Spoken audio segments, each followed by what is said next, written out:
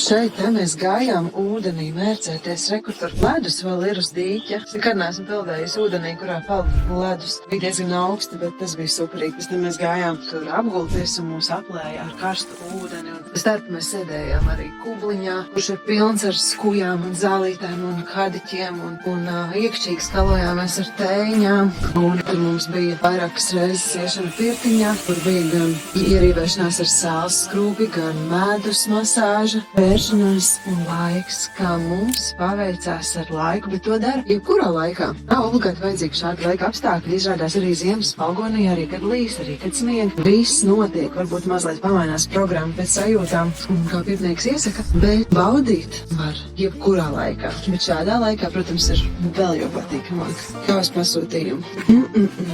Tā, mēs būsim apakaļ.